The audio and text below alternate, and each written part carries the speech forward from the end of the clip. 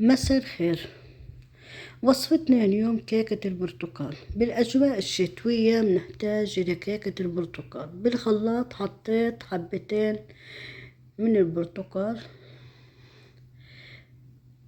3 بيضات، ملعقة صغيرة فانيليا.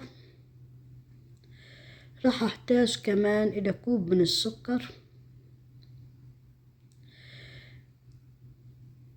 ونص كوب من الزيت النباتي، ونخلط المكونات كلها مع بعض ونصب في الصحن.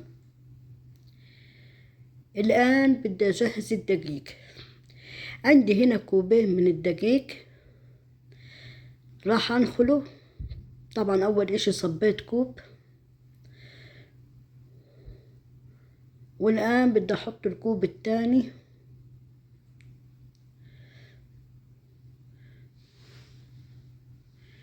شايفين كيف؟ راح أحتاج لملعقتين صغار من البيكنج باودر.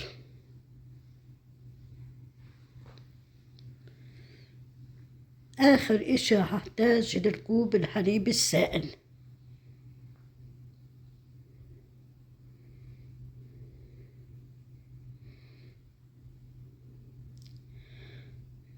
طبعا نحرك المكونات كلها مع بعض، والآن أحط الحليب السائل. شايفين كيف؟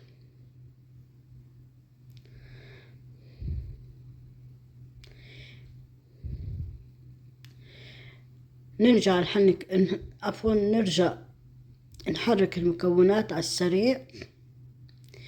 بدنا نجهز قالب الكيك مدهون بالزبدة والزيت ورشة دقيق، ونصب الخليط ونحطه على درجة حرارة هادئة.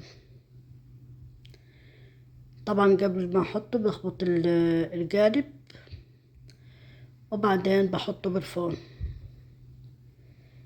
شايفين كيف الشكل النهائي؟ ما شاء الله تبارك الرحمن.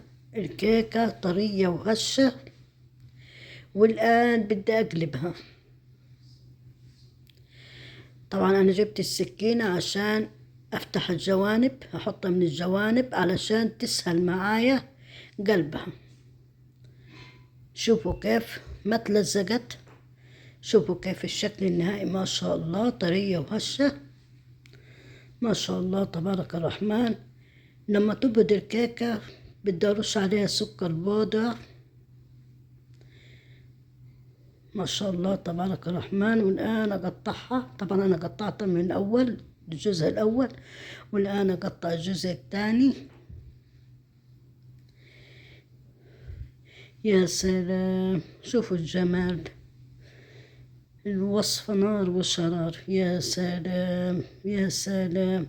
شوفوا كيف الكيكة طرية وهشة، والطعم ولا في الخيال. يا جماعة الطعم ولا في الخيال. شوفوا كيف الجمال، شوفوا كيف طراوتها.